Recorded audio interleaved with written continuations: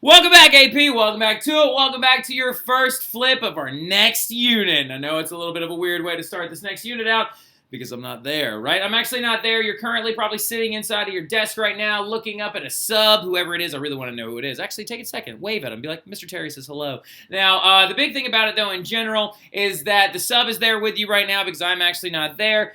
Starting a new unit, which I know stinks, but you're actually going to be starting it without me, right? You're going to be starting without me because I am currently on my way to Italy, right? I'm actually on my way to Italy and stuff like that to go see my wife, who's actually currently over there, and we're going to a wedding in Milan, which is going to be really, really exciting that I'm, like, really, really looking forward to.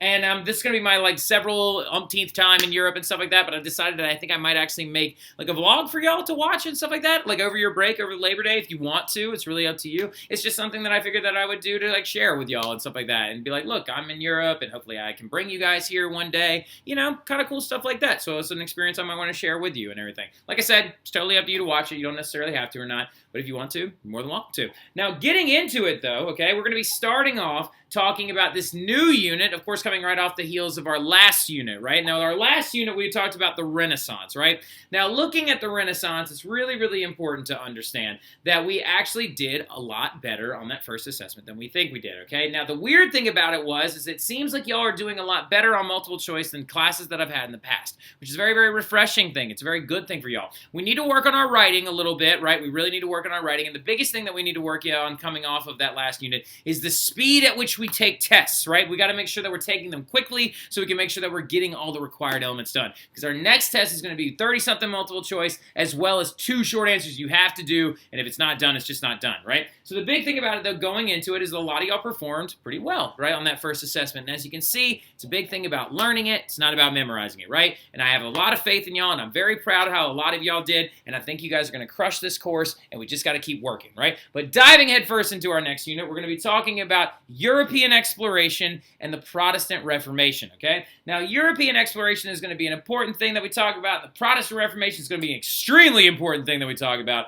But looking at the grand scheme of things in European history, we're going to be jumping around our timeline again a little bit, right? Like, for example, when we're talking about European exploration first, as you can already tell, we're discussing European exploration in general. When we're discussing this entire thing, we're going to be moving to things that happened before the Renaissance, during the Renaissance, after the Renaissance, and same thing with the Reformation. We're going to talk about things that happened before the Renaissance, during whatever, because the Reformation, exploration, and the Renaissance all kind of happened at the exact same time, and they were occurring in the exact same time period and things like that, okay? Now, getting into it, though, all right, getting into, like, the big generalities and the understanding so you can understand what we're going into and stuff like that, talking about this next thing is very important. European exploration is going to send Europe in a massively different direction, and it's a really fun unit that I really like to discuss a lot. And it's also a unit, not like the Renaissance, that you might have a little bit of context for, right? Like, everybody's heard of Columbus and, like, all that other stuff as well, and some of y'all might actually know somebody that wears, like, Magellan sports brands. It's named after a famous Portuguese sailor.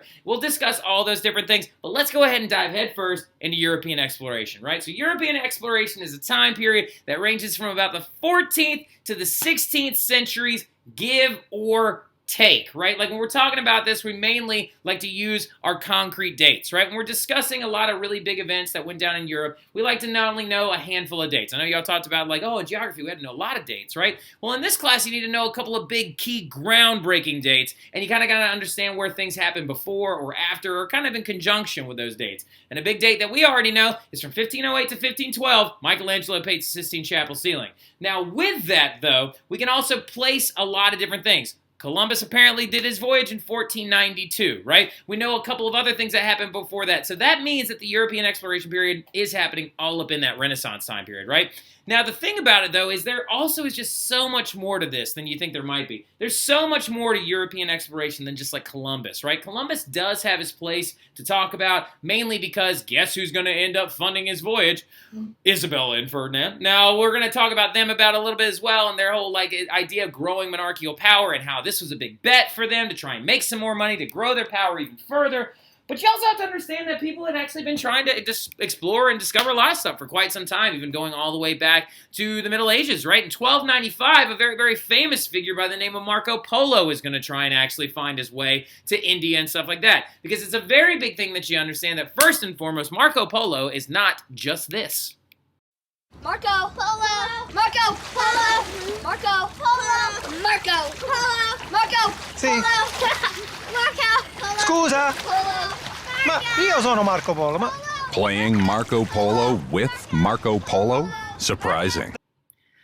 Yeah, it's not just a game you play in a pool or anything, right? Like, actually, Marco Polo was a very real person, right? And Marco Polo actually went on a massive set of explorations that actually happened in, like, 1295 AD that are going to try and take him from here in Venice, and he's going to try and find his way to get to here in India, right? Because he wanted to get to the monsoon marketplace. Like, don't forget that monsoon marketplace, right? Europeans are beginning in the late 1200s and also the 1300s to remember it, or, they're beginning to realize that the monsoon marketplace is a place where you can find silks and spices and herbs and all these different items. And the Europeans are also beginning to realize that they're super, super expensive once they make it to this area, right? Once they get to Europe, that's the worst dollar sign I've ever drawn. So, like, once they make it all the way to Europe, they're crazy expensive. But if something is really, really expensive, that means you can make a ton of money off of it. So Marco Polo sets out as a Venetian trader, right? Because he literally is from Venice. And he wants to try and figure out a way, is there a way that I can wander through all of these different lands and bounce around a little bit and eventually find my way to India? And what he realizes when he gets to this general region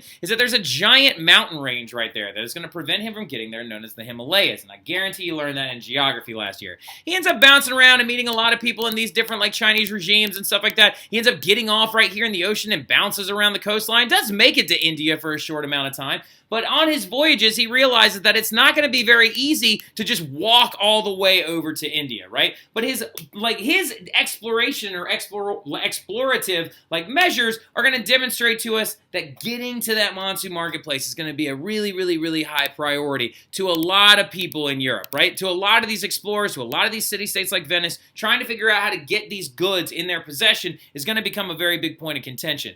Now, Europeans, though, also just demonstrating with the whole thing about, like, Marco Polo, we're also just way, way behind the East, right? Like, when we're talking about the Eastern kingdoms during the monsoon marketplace period or during the Indian Ocean trade hub period, you got to understand that Europeans by this point are just way behind the times, right? To try and give you an understanding of that, the Europeans also really just didn't have a great concept of what the world was, who was where everything is going, because, again, we're coming out of the late Middle Ages, and it's really being affected in, like, different ways. Marco Polo, for example, if you notice, he was alive and doing most of his work before the plague even happened in Europe. So the thing about it is that I like to always use as an example is that literally Europeans were so far behind that they actually believed that in sub-Saharan Africa, as in below the Sahara Desert in Africa, they thought that there was this, like, white dude that lived down there named Prester John that, like, ruled over all of these lost Christians, right? That, we were cut off by the Muslims from these lost Christian brethren that we have that live in Africa, right?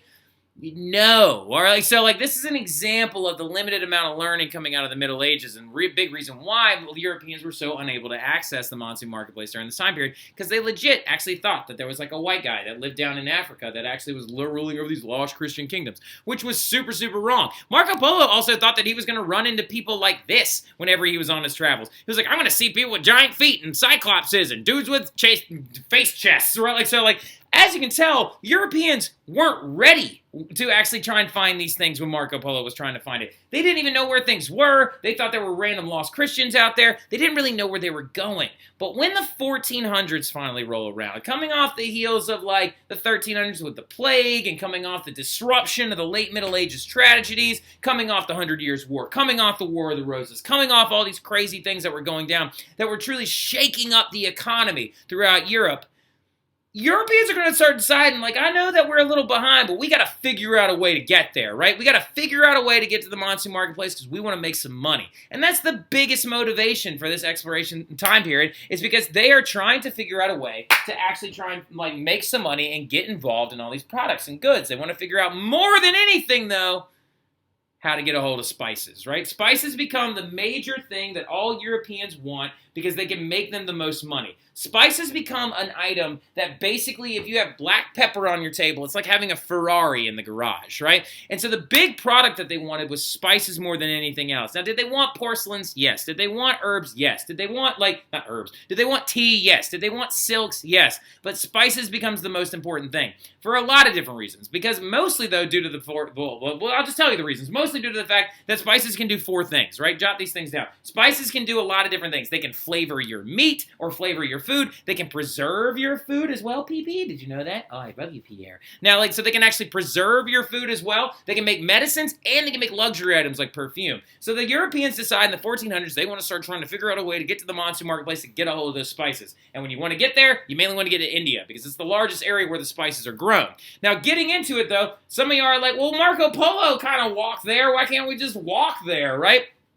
Biggest reason why is because Marco Polo was one dude, right? Marco Polo was one guy with his brother and his dad at one point who were bouncing around these different areas trying to find a way to get there. Well, the big thing about it in general is you got to understand if Europeans are going to start trying to lead massive trade caravans from this area of the world right there to this area of the world right there, they are not allowed to wander through any of this, right? Reason being is because these people are Muslim, right? They are Muslim, and they, after the Crusades and after that series of holy wars, they are going to deny access to European traders, convoys, and caravans from passing through their lands, which also includes northern Africa, right? Because remember, the Reconquista, remember the Muslims were actually in South Spain at one point as well, so you were not allowed to go through these areas as a Christian trader. Marco Polo was a little bit of a weird situation because he actually got made friends with the Mongolians and stuff like that, and also, like I said, he's just one dude and his dad. He was a solo traveler. He was not necessarily people trying to come and take items that these Muslims were actually making tons of money off of, right? So you can't just walk there, unfortunately, right? You can't just go whip and just head on over that way and then pop over to get to India and then pop back,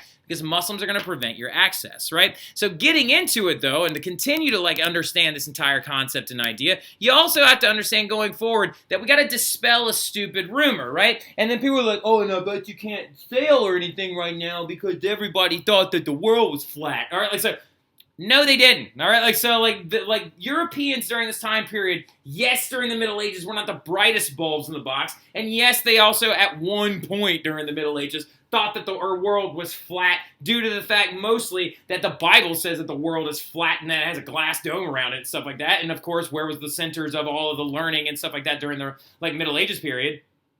It's exactly right, Stella Merrill. Very, very good. I hope you put your hands up right now. Let everybody see that you were the right one, okay? The big thing about it in general, though, is because monks and nuns were the only ones that could read anything, and they were the only ones that had any kind of scientific background. But when the Renaissance begins and things like Ptolemy's geography start to be rediscovered, Ptolemy is an ancient Greco-Roman philosopher, and as an ancient Greco-Roman philosopher, he was the very first one to actually make maps of the proposed world, and as we can tell on his maps right here, they have curved edges, right? So he also believed that the world was in fact round. So once his ideas are rediscovered, people knew that the world was round. People knew that the world was round by the 1300s, right? They were very aware of that. But everybody was always like, but I thought that the Columbus was going to fall off the end. No, he was very well aware that the world was round, right? It's a very, very big understanding that we need to go forward with, right? So some of you are probably like, well, wait a minute, Mr. Terry, back it on up. Put it in reverse. Bag up, Terry. Put it in reverse, Terry.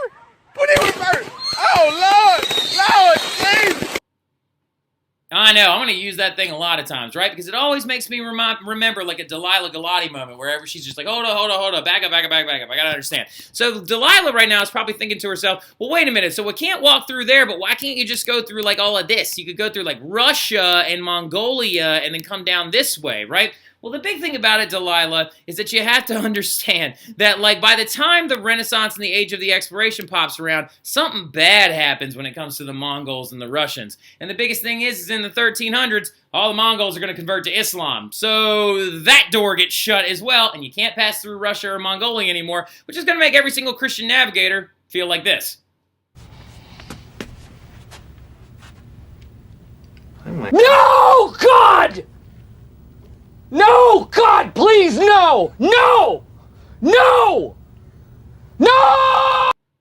I know, right? They're very, very upset, as you can tell, because they have no land access to all these different things. Stop trying to eat your toys. Now, so the big thing, sorry, I have to take these things away from Pierre all the time because he's going to try to eat his little, bumblebee that he's, tearing apart right now.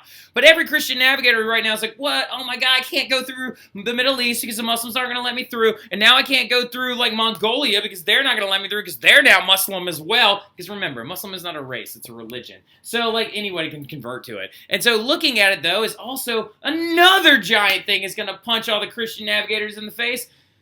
when one famous city falls to the Ottoman Turks, right? When Constantinople, as I know Sophie Panzavecchia knows right now, because she was, before that test, she was like, oh yeah, Constantinople, Istanbul, haha. So, like, the big thing about it, though, in general, is I know for a fact that you remember, and you always need to remember that in 1453, when Constantinople falls to the Ottoman Turks and becomes the capital known as Istanbul of the Ottoman Empire, the Ottomans, same thing. They are not going to allow Christian traders to come through, and they're going to enter into a trade agreement with Venice, so they're going to be like, these are going to be the only people from Europe that we're even going to actually, like, work with, right? So this is going to be the massive motivator for this stuff, right? Because the European powers get together, and that doesn't deter them from trying to figure out a way to get to India, because they still want spices, they still want silk, and they still want all this other stuff. And the Europeans are now constantly dependent on Muslim middlemen in Venice to get all their items. But other countries who are now growing their monarchical power, places like France and Spain and Portugal and England and stuff like that underneath the Tudors at this point,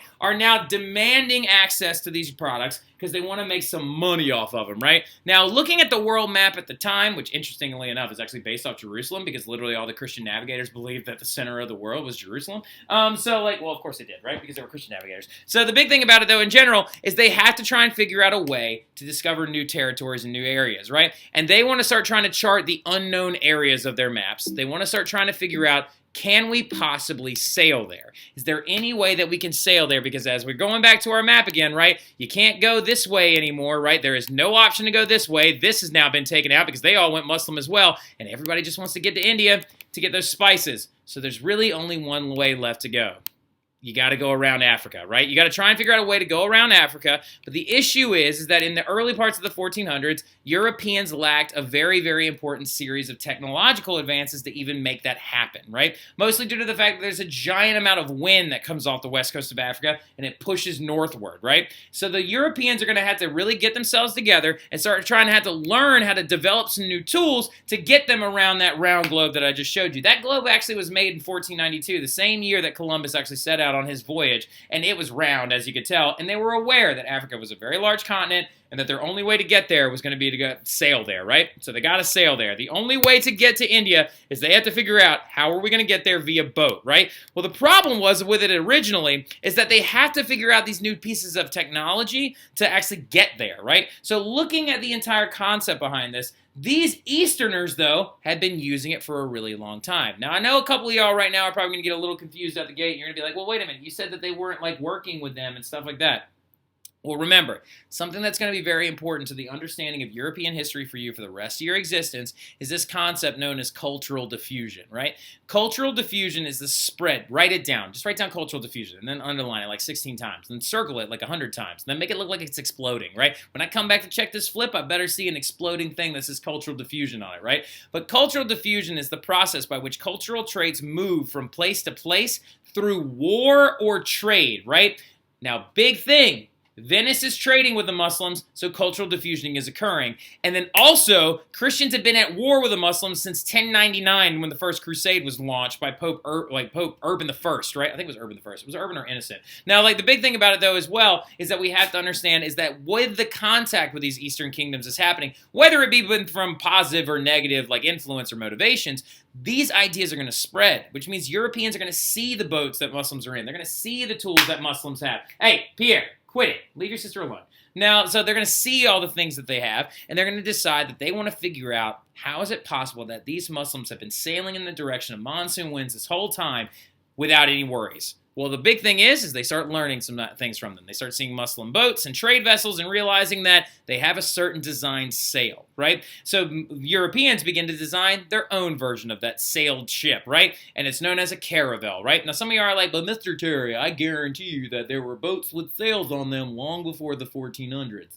And that's where you would be right, Maisie. You are correct. All right. So, like, there were boats with, like, sails on them long before the 1400s. But the issue with the boats that had sails on them before the 1400s that were coming out of Europe was they were all completely. Hey, Pierre, what did I just say? Leave your sister alone. They were all completely square sailed, right? And square sailed vessels, not like this one. All right. And some of you are like, well, that's square. Calm down, all right? So, like, now, like, square-sailed vessels, unlike this one, could only sail in one direction. They could only sail with the wind behind them, right? And so when trying to get around the west coast of Africa, where the wind blows in your face, it's going to be very, very difficult. But Muslims had figured out a long time ago that putting triangular-sailed ships on the back of your vessel actually would give you an ability to rudder into the wind, right? To catch into the wind and still be able to actually sail in that direction. So, like, they're going to design caravels, is what they're called, light trade ships with triangular sails on the back of them in the design of early Muslim trade vessels, and as well as some Asiatic ones as well. The Chinese traders also had, like, triangular sailed ships that would allow them to sail into the wind and catch the wind and move in, like, a zigzag pattern and stuff like that.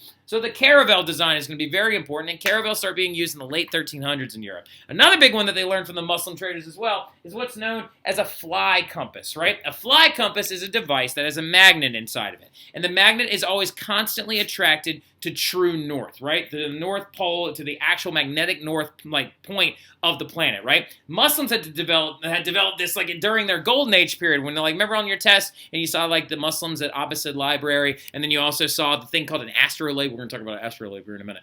Katie Tuttle, I remember you were like, what's an Astro Labe, right? Like, so, like, now we'll talk about that as well. But getting into it, Muslims also developed this thing known as a fly compass, right? And a fly compass became very, very important. And so this device would actually point them in the direction that they constantly needed to go, right? And I know you know how a compass works, so I don't have to explain it too much. But like I said, Muslims were actually the very first ones that invented these devices, and European traders are going to learn how to use them based off their image, right? And so going forward as well in the 1400s, or getting into the 1400s, the Astro Labe is going to become a very, very important thing when it comes to the science known as cartography, or map making, right? Because there's very, very important concepts, or one important concept, that it comes down to making a map. You have to understand where you are on the planet. And how do you understand where you are on the planet? By actually using these things known as longitude and latitude, right? Well, the big one we're going to talk about right now is latitude, right? Because the European traders need to know how far high on north they were on the planet or how low south they were on the planet, right? Basically being based off the equator. And so they used a device that Muslim traders came up with that actually I showed you on your test. It's called an Astro Labe, right? And an Astro Labe is a device where you would actually look through this little scope at the North Star. And you would then do some simple geometry to figure out the angle that the North Star was from your eye to the horizon, and depending on how high the star was in the sky, it told you what line of longitude, wait, no, not long ways, latitude, that's the one we're looking for, latitude, fatitude, this way around, right? So, like, latitude you were on, like, the planet, and so you could make maps based off those items, right? And so using these devices and lighter sailed ships and all these other things and cartography and whatever, Europeans are going to decide to start trying to figure out a way to get all the way around Africa and go ahead and try to figure out how you're going to get to India so you can get them spices, right? Now, to take the Muslims out of the game, the very first country to try and go around Africa is none other than Portugal, right? The two big countries that try to do this first are Spain and Portugal. We're going to talk about Portugal first, okay? So getting into it, Portugal is going to be the one that uses the technologies to try and go against these wind currents that are coming off the coast of Africa and use those caravels, use that fly compass, and use that astrolabe to get all the way around Africa and get to India over here, right? Now, the thing about it is all this was funded by a very important patron, right? Yes, that's right, European explorers can have patrons as well. You don't have to have patrons just for artwork or whatever. Calm down over there, Savannah. You have to understand that patronage is very, very important. And the big patron from Portugal that is going to give a lot of money to these early navigators and sailors and things like that is a man by the name of Prince Henry the Navigator, right?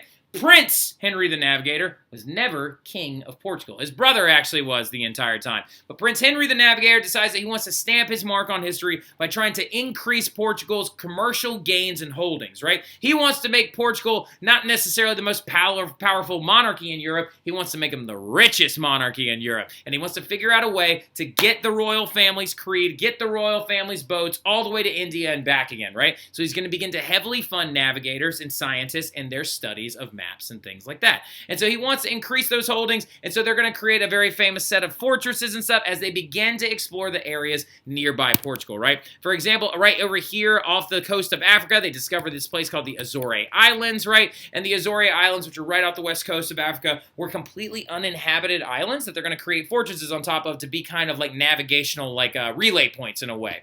And so they're going to then begin to bounce around the west coast of Africa as they're constantly trying to look for what Prince Henry the Navigator called called the River of Gold, right? This concept of like this African territory that would be replete with gold and resources, and maybe spices we would be able to find there. And they're going to create trade posts and forts and plantations all around the coast of Africa. Now, speaking of these plantations, it's going to be very important to understand really, really quick what they're growing in these areas, right? What they're growing along the lines of like in the Azores and also in a lot of these other places is another big product that the Portuguese and the Spanish are going to realize they can make tons of money off of, that they can actually grow if they can find tropical climate.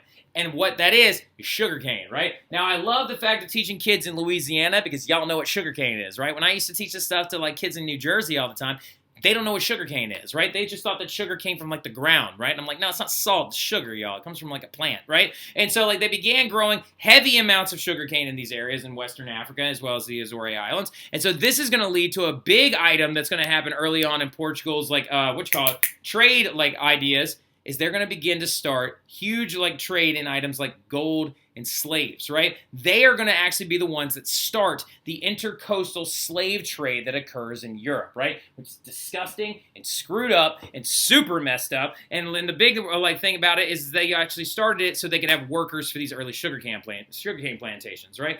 Now, the big thing that we're going to take 2 seconds before we move on to the next one is talk about how all of these different items are mirrored in the Portuguese's major motivations for their exploration. You have to understand that going forward, Portugal and Spain are going to outline what they want to do, whether it be making posts and fortresses, whether it be getting around Africa, whether it be getting to India, whether it be when they come into contact with people in North and South America.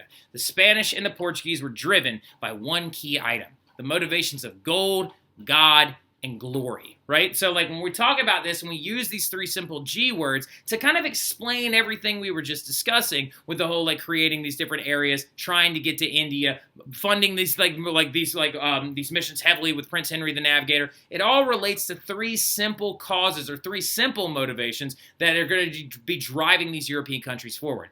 Gold in the sense that they want to make money.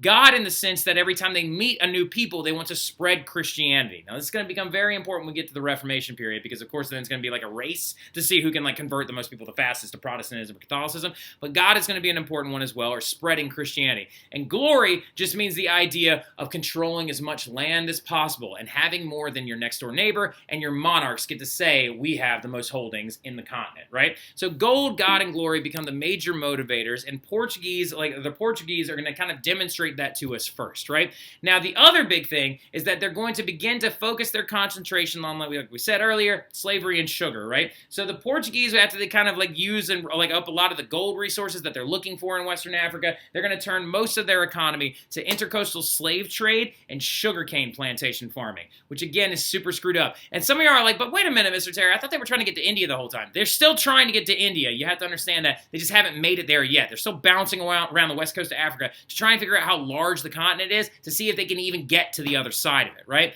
Now, again, though, you have to understand, too, that this is going to cause a massive pivot in slavery that is going to actually happen going from the Black Sea to an African base. So you have to understand, like, coming out of the Middle Ages, like in the Roman Empire, most people referred to where the word slave comes from. This comes from the word Slav or Slavic, right? Slavic people lived around the Black Sea territory, and Slavic people that were what you would consider like kind of Russian, Georgian as in the country Georgia, not Georgian as in like from Georgia in the U.S.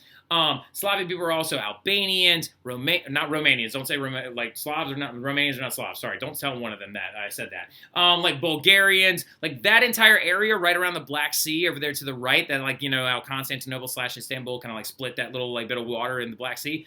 That's where the word slave came from, because most of the people that are from there are called Slavs, and the Romans used to bring them in as slaves constantly. And they would say, oh, the Slavs, right? Well, what's going to happen, though, is there's going to be a massive pivot that's going to happen from that territory to an African base, because the Europeans are going to start to exact their control over this continent and use their like technological influence to suppress people from Africa and begin a large-scale slave movement, which is, again, the most screwed up thing that has ever happened in history. One of the biggest messed up things that has ever happened in history, and the big reason why many slaves end up in places like in Latin America and places like Brazil, because once they actually discover South America, they start actually importing slaves there as well. So going forward, though, you have to also understand that they're still trying to find India. They just haven't made it there yet. So when it comes to trying to get to India and trying to find India, the Portuguese are going to seek out even more money because they're not satisfied with just sugar trading and slave trading at this point. They want to get to those spices in Asia. But the issue is that they turn to these two things like slavery, spices, and trying to find gold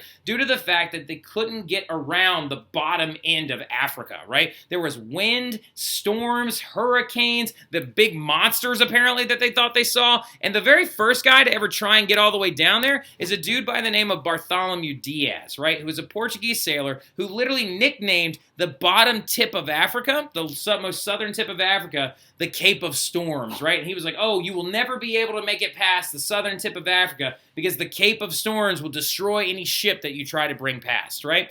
Well, the thing about it, Bartholomew Diaz was like kind of an intense figure and stuff like that, but later on, after like several decades, the very first Portuguese sailor to get all the way around the southern tip of Africa, or that Cape of Storms, and get all the way back is a man by the name of Vasco de Gama, right? And Vasco de Gama is going to take 4 boats and 170 men and load up on spices when he finally gets to India. And when he does this, he renames the Cape of Storms. Not the Cape of Storms, but he names it instead something new. And he calls it the Cape of Good Hope. Because he says, if I can get past the Cape of Good Hope, you can get to India and you can load up on spices and you can begin to bring them back to Portugal. And so the Portuguese are going to do this successfully in 1497, okay?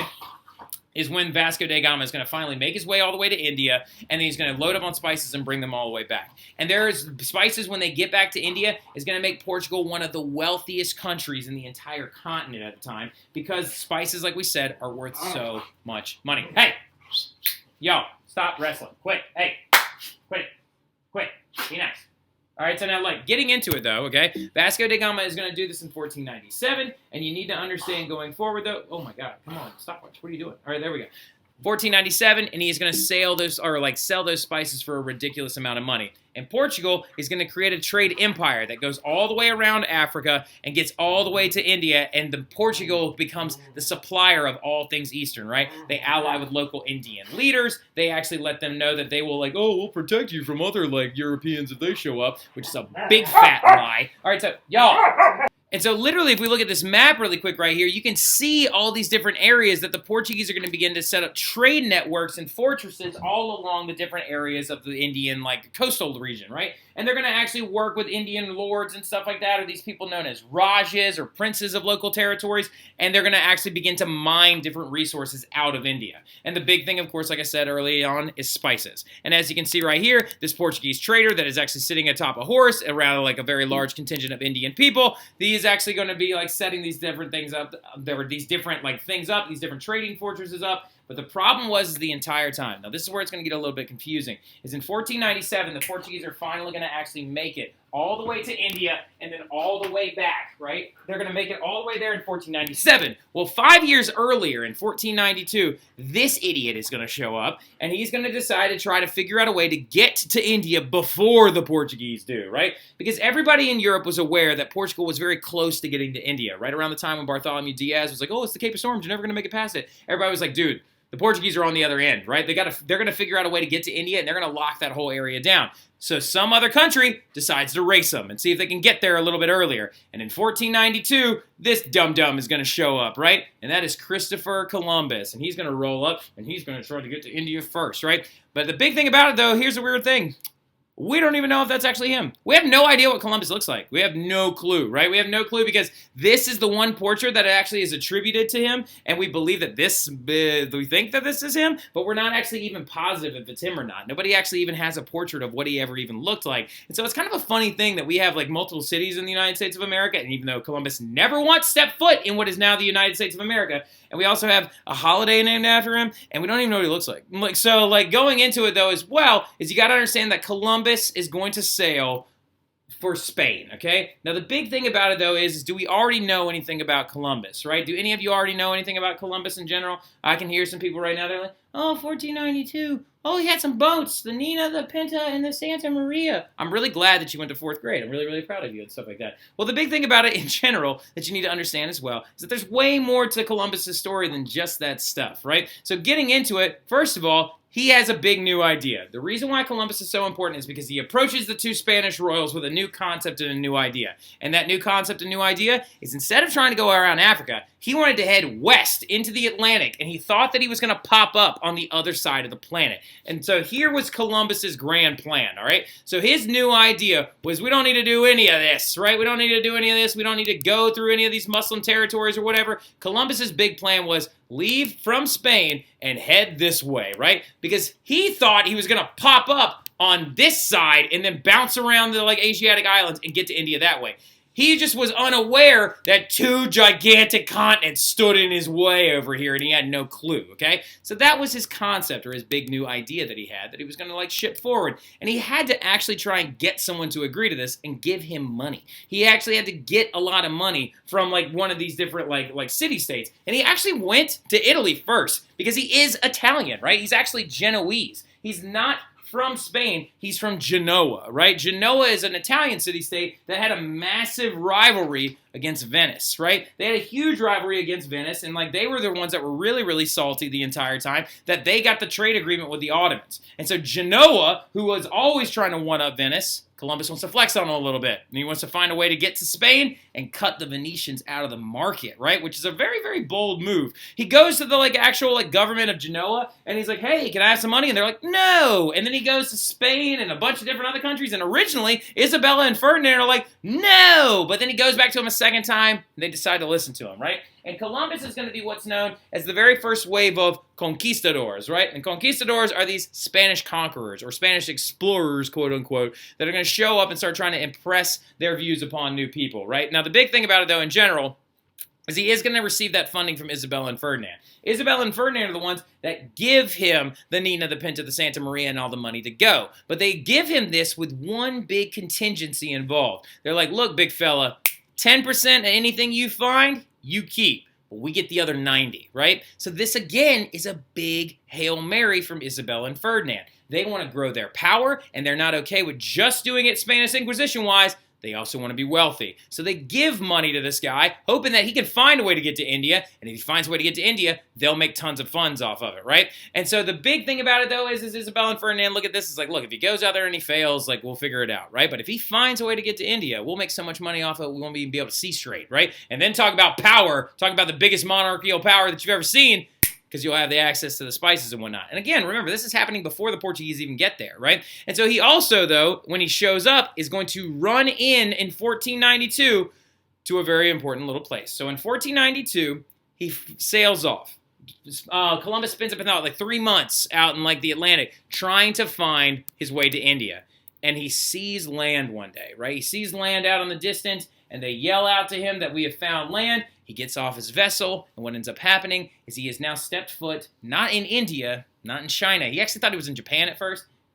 He has stepped foot in the Caribbean, and specifically the Bahamas, right? He actually landed in the Bahamas on complete accident in 1492, having no idea where he was, and he begins to start talking to the natives that live there. And the natives that live there are known as the Taino people, right? T-A-I-N-O, Taino, right? The Taino people, though, are going to demonstrate some very important values to us going forward. So once Columbus meets them, he's going to start trying to impress different things upon them. The biggest thing he does is he starts trying to convert them to Christianity, right? So he begins trying to actually create some trade negotiations with the Taino people, and a big thing happens is that apparently Columbus notices that some of the Taino people are wearing jewelry, and that jewelry is made of gold. And he has some interpreters work on communicating with the Taino people, and over several months, they actually have a conversation with the Taino people, and he's like, hey, where'd you get that? And where'd you get this gold jewelry from? And they were like, oh, well, we have some here, but it's a very small amount. But people over on the mainland have tons of it, which is going to turn Spain's conquest ideas away from spices, and it's going to start making them want to try and find out who these people are with all this gold. Then he is going to begin to enslave the indigenous people of Hispaniola, which of course is the Taino people, and Hispaniola is where the modern-day Dominican Republic and Haiti are. They're going to begin to push this on to them, and he is going to allow extreme violence upon them. Also, they're going to start spreading disease, okay? The big 3 diseases that Spanish explorers are going to start spreading to the natives are smallpox, measles, and influenza, okay? And the colonists he brought were so much worse than he ever actually was, okay? Columbus actually went on several different voyages. I think it's like 3 or 4 between the period of 1492 and 1498. Now, looking at the entire thing, though, when he's doing this, he is allowing the colonists to do whatever they want to the indigenous people, the Taino people. They're giving them disease. They're hurting them. They're murdering them. At one point, like Columbus also told them that they were required to go out and find a bell's worth of gold every day and bring it back, and if they didn't find it, he'd cut their hands off, right? So the colonists that he brought with them are going to learn from him that they don't actually want to treat these people fairly. And big thing is when he leaves and comes back on one of his other voyages, he couldn't stop the colonists from committing massive amounts of violence against the native people. And so what's going to happen is, to try and make an example out of some of these colonists, he actually arrests one of them and has them executed. Now, this is going to be a capital crime or not a capital crime, but it's going to be a massive crime in the eyes of Isabella and Ferdinand. And Isabella and Ferdinand, actually, because of this, are going to have Columbus arrested and then brought back to Spain. That's embarrassing, right? So going forward, Columbus actually returned to Spain really poor, and he died thinking China was like right around the corner. And then after all this happens, all of his stuff, including the other 10%, pass into the hands of the royals, right? So the big thing about it is that right there is where we're going to stop. This whole flip right here it just needs to be done by the end of Labor Day. And if you didn't finish it in class, do what you got to do, okay? But I'll see y'all soon. Y'all have a fantastic Labor Day weekend. I can't wait to see you guys like when I get back. Y'all have a good one.